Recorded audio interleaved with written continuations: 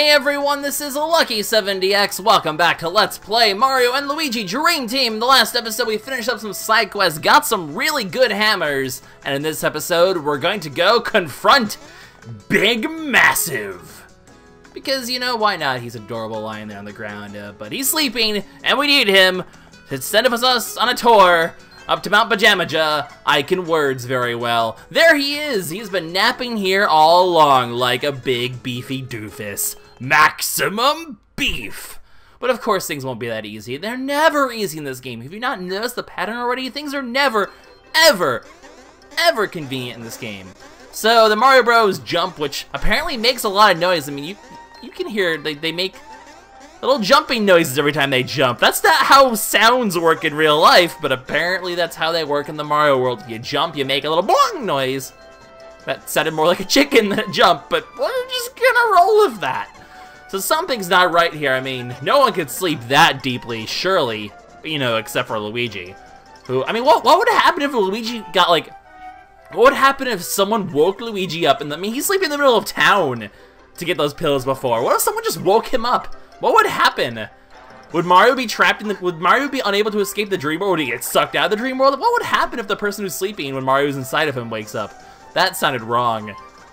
We're not going to go back to the gutter, though. That was last episode, not this episode. Anyway, he could sleep here forever because this is a dream point. Unfortunately, people who fall asleep in the dream world could potentially... you know, if they want to basically stay in the dream, they could potentially never wake up, as he's chosen to remain here. So we need to make him, we need to enter his dream and make him want to wake up. So that's right, guys. It's about time for us to enter the beefiest of dreams. Into Dreamy Wakeport, where Big Massif awaits. So perhaps it is better not to know, but unfortunately we don't have much choice, as Mr. Dreambird here says. We have to wake him up. The world depends on it. So, to find him in the dream world, and we have to convince him to wake up. That's our new mission. That's where the plot is taking us, and, well, let us get started, guys. Indeed it is possible because of the magic, the little magic-y, timey, well, not timey-wimey, but basically, ooh, magical dream point. Because this is a dream point, we can enter his dream, apparently. Because dream points are special or something. I don't know. Why does he, I mean, what if we just, like, shoved Prince Dreambird's... He's not lying on a pillow. What if we just, like, put Dreambird under the guy's head? Wouldn't a dream portal show up? Isn't that how it works? I don't understand the logic of this game sometimes. Being a video game, it usually doesn't have logic. That's kind of the luxury Nintendo has of their sort of cartoony style, or any company has of a more cartoony style like this. You don't question the logic because nothing makes sense anyway. We have, like, walking bean people, for goodness sake. We don't need logic. I don't need logic in this household. Arr. Grumpy grump grump.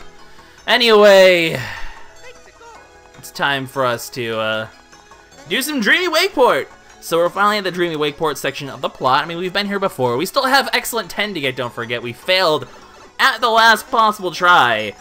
But we will eventually succeed. And we're going to start this off by talking to Dreamy Tour Guy, because I mean we had to have someone in the plot. I guess technically, you know, if you just went right from here, you know, if you didn't talk to anyone else in Wakeport, this is the only plot relevant person you've talked to, besides Little Massive, of course. But we may or may not see him later as well. We shall see. We shall see indeed. But first, we have a tour. Time for some dream tours. How does that even work?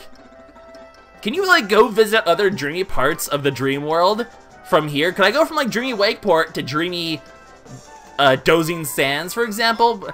Of course, Dreamy Luigi wants to go on a tour, but Mario's like, excuse me, we have a job to do. I don't know. Not sure how dream tours would work, but perhaps it could. So they can have any type, I mean, of course they can make any type of tour. It is a dream, after all. They can do whatever they want, dream magic and whatnot, and what for. So we do want a tour, though. We want a tour called Find Maximum Beef Extreme Edition Tour. Find no side salads allowed. There we go. I'm trying to mimic the beefy conversation because like I said, I love Big Massif. I love Little Massive. They're fantastic. Apparently there's no tour for finding Big Massif. You said adaptability. You lied to me, tour guy. You fraud. He has a cell phone. It's a dream phone. So, someone's calling a tour center. Who could it possibly be? It's Big Massif. As our... Man, Mario and Luigi tend to... It's not even facepalm, it's like face plant. Or in the case of Luigi, back of the head plant. I don't know what you would call it, but they tend to do the whole comedic trip very often in this game, I've just noticed. It's kind of amusing. So Big Massif wants us to spar with him in the beef off. As the beef off. Now that's something I could take into the gutter if I wanted to. But, basically we need to decide to enter the beef off, and, well, we don't really have much of a choice, being the fact that there's not much else to go besides, you know, getting some items over here, and there's really nowhere else to go, so I guess we have no choice. We accept your challenge, Big Massif. Of course you just can't make this easy, but, well, that's okay. Tour Center's here. We are ready for the beef off, but it's not gonna be so simple as just fighting Big Massif. We have to fight his disciples first. He has disciples in the dream. Well, I guess this is his dream. He could be as beefy and as awesome as he wants and have as many disciples as his heart desires, for it is his dream. And his disciples, oh boy, they are some sort of crazy. Meet Heavy Zest. Sounds spicy. He's a very happy guy. Sorrow Fist. He's very tiny and depressed. I just appreciate if I could sleep here, man. I dropped a piece of candy, and I'm just super bummed. And then we have Thunder Sass! Thunder Sass, hurrah! Yeah, that's right, of course, it's the little angry guy. It's the usual stereotype. He's very sassy. Maximum sass. And then Beef Cloud. Beef Cloud's my favorite. Just, Beef Cloud is the best. Beef Cloud. That's Beef Cloud. Oh, he's so big and fat and why are fat things the cutest things ever? I don't know why. It's the fat thing syndrome. It works for these guys as well. I love Beef Cloud. So basically, we're going to fight all of these disciples. We don't have to fight them now, of course. We'll have to be exploring Dreamy Wakeport in order to find them. But basically what that means is before we can fight Big Massif, which you can, as you can tell, will be the final boss of this area, we have to fight actually 4 additional bosses. So it's going to be quite a boss-a-thon the next episodes. I mean, they're more mini-bosses than anything. They're not anything too crazy. The thing is, a lot of them are going to have special conditions, though, as we're going to see. So we're going to have some very unique fights in the future, all leading up to a massive brawl with Big Massif. It's a very fun section. I actually love the Dreamy Wakeport section. It's really cool. Also, something to note, which I'm going to get out of the way now. You will not find any, what are they called? Action pieces? Attack pieces. There we go. Action pieces. What is wrong with me? You're not going to find any attack pieces in Dreamy Wakeport. There is no new move for now. But in this section, we will not be getting a new Luiginary attack. So don't worry about finding those. Our only goal is to hunt down these disciples, take them out, and get their hoorah medals, and then we can meet Big Massif. So we have a mission, guys. Let's go ahead and get started, but of course, and now this is open, we can head over to the left. Of course, it's not going to be that easy, because they're all going to head into their various color pipes. You can obviously tell which one's going to be which, because they're all color coordinated, and unfortunately it locks up though. So before we can even head into those pipes to be able to fight them, we actually have to unlock them, which will involve heading to this section to the right, and this section to the left. So we'll have to take care of those two. We'll be taking care of those two, and maybe even getting as far as to get to one of the first bosses, and then we'll be taking on probably almost all 4 of them next episode. We'll have a very big boss-a-thon. It'll be very fun. So we can get our Pilates here, which we'll need to do between each boss. Every fight will lead us back to here, where we can item up and gear up and whatnot if we need to, so it's always nice. As usual, it's the same as the shops in the normal world. Nothing ever is new in the dream world. Poor dream world, destined to always be inferior to the normal world in the fact that we've already bought everything we need by then. Although I suppose if you weren't as filthy wealthy, I mean, look how wealthy I am right now. It's ridiculous. It is absolutely bonkers silly. The other thing to note is there's a pipe here, so let's quickly explore this pipe before we head elsewhere. You'll notice you'll have this little thing that's actually keep track of the ones we defeated, and these are all the exit pipes to each area, so this will all funnel back here eventually.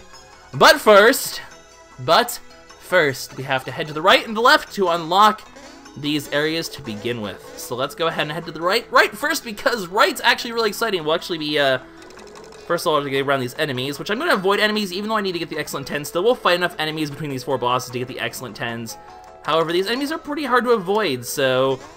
Oh my god, I can't believe I just did that. I cannot believe I just did that. That being said, I did equip the Flame Hammer, did I not? Please tell me I did. I did. So we will eventually show off the Flame Hammer in this episode. The Flame Hammer, just let me tell you about this Flame Hammer. These enemies are getting really...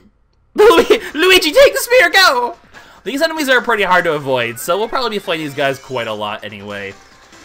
I'm going to keep this in quickly just because I want to demonstrate the power of the Flame Hammer, because the Flame Hammer, let me just tell you about that Flame Hammer. It is quite the awesome thing. I think it's going to be this one?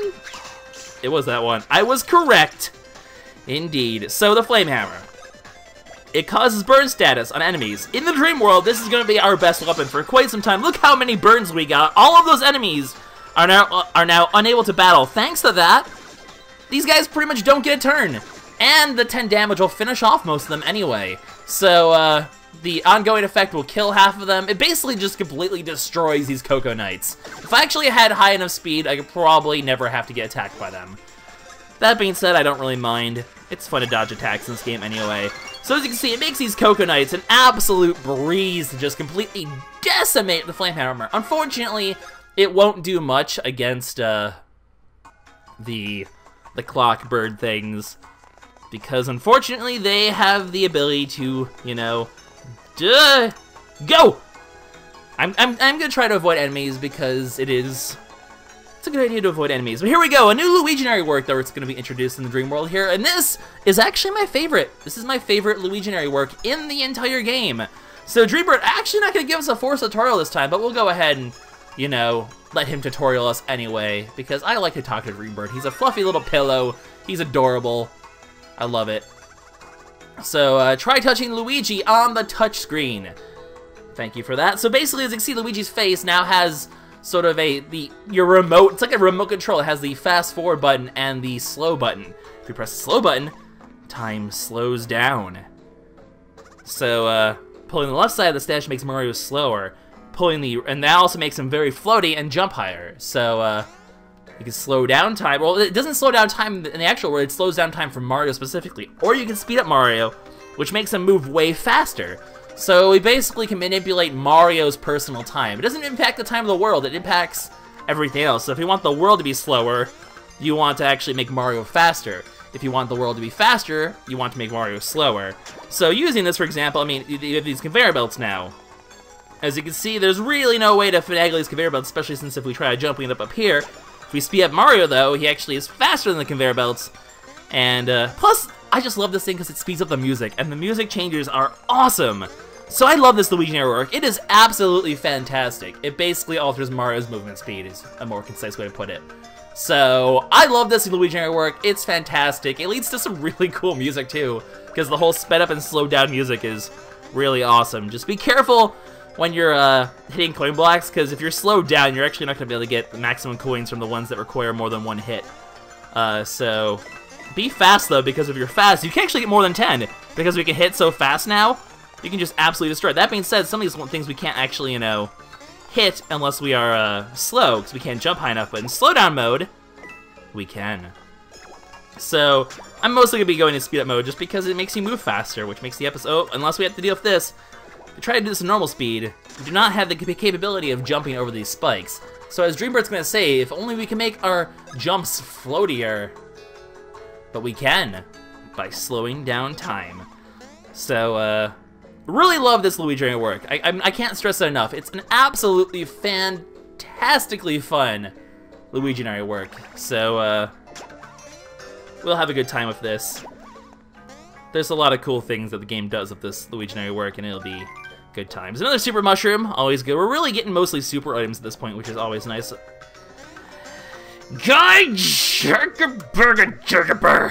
Mario fell down. That's usually Luigi's job, but unfortunately right now he's a clock. So he can't exactly fall down. I guess it's the thing to be careful about. If you're going too fast, you might, you know, goof up a little bit. So let's go ahead and speed up time and head into the pipe, which should unfortunately end our ability to clock, which is sad. but it will allow us to come back up here and hit this block, and that will allow us to progress forward. Yay! Forward motion. Huzzah! So, now that that's taken care of, let us continue heading to the left, because that's where we need to go to unlock the other set. Now, in case you're wondering, I'm going to quickly backtrack for a second. Basically, the reason, now we're introduced to the clock on the right side, so we're basically going to deal with the clock on this side of the area. The clock will not show up on either of these ones, but the other two will actually have, be all about the clock sections, which is really cool. This one will actually be about a different Luiginary work that we've actually already seen, the Luiginary generator, because, I mean, that's usually what we always encounter, but we'll be encountering even more Luiginary generator along the way, which is always very fun. You kind of have a bit of a strange open section over here, which seems a little weird. Why is it so wide open and crazy? Well, that's because it actually has something to do with something, and that something, well, we'll find that out right now. So we tip this. I mean, you remember how to tip. We've done the whole tipping thing before. So it opens that door, but it also spawns a bunch of coins on a timer. So we actually have a very rare section where we have to actually sort of go super fast to get a bunch of coins. We don't have any hope of getting all these coins, but we can actually head up here. Hopefully be fast enough to get the 250s over here, because that's most important. So lean over here, grab these 50s. As long as you get that, you've pretty much won. You will not get most of the other coins because they go away really fast, but as long as you get those 250s, you've made a pretty good profit. Well, as long as you get anything, you've technically made a profit, but you know what I mean. Anyway, head over here to get yourself a thing of chargeware. Very interesting, except for the fact that we have fighterware, and fighterware will be trump everything in the world. But in case you're one of the chargeware does, basically, whenever you take damage, it charges your badge meter. Very, very good item on normal mode. But because I have the guard shell and I'm enacting strategy, never get hit by anything, because if I get hit by anything, I die horribly. You know, pretty much things in the game could, you know, bosses and stuff will two-shot me. Especially being just Mario, you know, it's always really scary to get two-shot. Thinking about it, probably not the best idea to, you know, use that, because that's gonna happen. But, basically, it's pretty good otherwise, though, because, I mean, extra charging your badge meter is always a good thing. You can never complain about being able to charge your badge meter even more. So, anything that'll let you get the badge filled up faster, always very nice. So, as you can guess, basically, the sections to the left of the enemies will be mostly, you know, sections involving, the Luiginary generator, and the right side will involve the Luiginary clock. So we're actually back to this point. It's only 18 minutes in the video, so I guess for the sake of just, I know these sections are going to end up being pretty decently long to get everything, so I think what I'm going to do is I'm going to make our way over to our first foe, but we'll fight him in the next episode. So that's going to be the game plan. We're going to make our way over. I'm going to actually go to them in the order they were introduced, starting with Heavy Zest, the orange-colored one. And actually, in my opinion, probably the hardest one of the bunch. But it'll also give us an opportunity to tinker out the clock a bit more, which is always fun, and I love using the clock anyway, so I'm not going to complain about that. We need to slow down here to be able to hit this. Unfortunately, it's one of these things, so I'm not going to get many of these coins, but there's really no other way to deal with it, because normal jump cannot handle it, fast jump, there we go. Can I handle? Why am I using I have my stylus in my hand, and I'm using my other hand's thumb to touch it. That doesn't even make any sense. So here we have an interesting section where we get introduced to red coins, where you have to get all 8 of them in a very fast time in order to hit the block and progress further. Now, that was simple enough to do in normal time, but as you can imagine, as things get more complicated, it's easier to deal with if you have super fast time. So we're going to speed up our time, our movement speed goes even faster, and allow us to get these extra fast. It's still possible to do these in normal time, but this will basically just allow us to speed up the process, and that's always nice to have. So we're going to be having sort of timed puzzles where we take advantage of our faster movement speed in order to... Oh my god, Little Massif's going to die! Little Massif, no! Don't do it! Little Massif, please! Also, hi, Dreamy Little Massif, how's it going? No bump! Don't bump the rump, yo. So, that's not Big Massif, that's Little Massif. Come on, Mario, are you colorblind? He's Little Massif, he's your little brother's colors. It's a strange parallel where all older brothers wear red and all younger brothers wear green in this world, but whatever. So, Little Massif, being who he is doing some exercise, some high altitude training for his heart. Also a little weird that, I guess it's not too weird that Big Massif dreams of Little Massif, because this is Big Massif's dream after all, don't forget. This isn't our subconscious anymore. It's Big Massif's subconscious, technically. So, he does not want to jump. Even though gravity doesn't hurt anyone in the Mario universe, he does not want to jump. Too scary! Big scary. But if landing could be floating easy, a little hint perhaps that we want to float down there. So let's head back into the clock. Say something else. You're entertaining. So yeah, easy beef stew.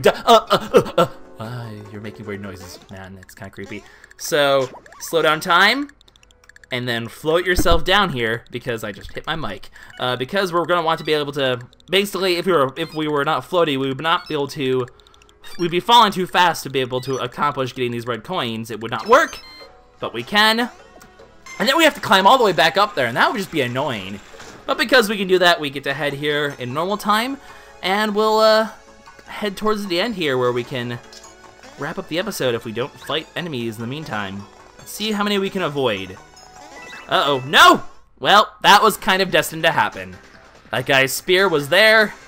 Oh, hey, we actually have a combination of this guy and those guys now, which is a little more annoying because I can't hit the flame hammer.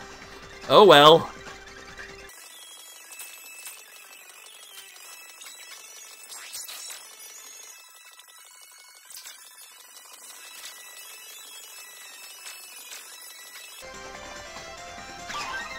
No, I got a great!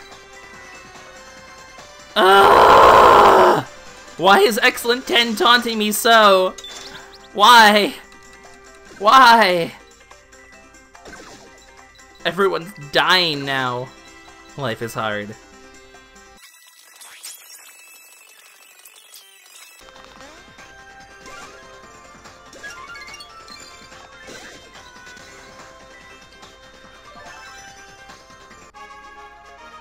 Oh, I just realized I also just screwed up the thing on the...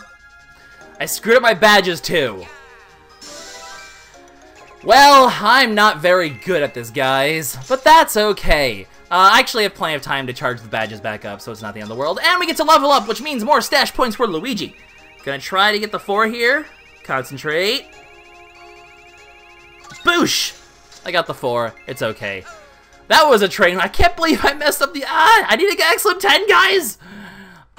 There's plenty of enemies, though, so we'll still manage to get it. It'll be okay. Let me go ahead and change my badges out before I forget, because I want to... where are you? You and you. I want to get this thing back, because I screwed up. But that's okay. Like I said, we have 4 bosses, and we only really need 2 virus badges for the normal bosses. We'll have plenty of time to get everything back, basically. It's not the end of the world. So let's continue to make our way over here to the end of this area. This is going to be almost impossible to avoid. Oh! How am I so good at avoiding enemies suddenly? It's wonderful. It's delicious. This guy. Hello. Gotta avoid you too. Right in between the legs, Luigi. Life is hard for you.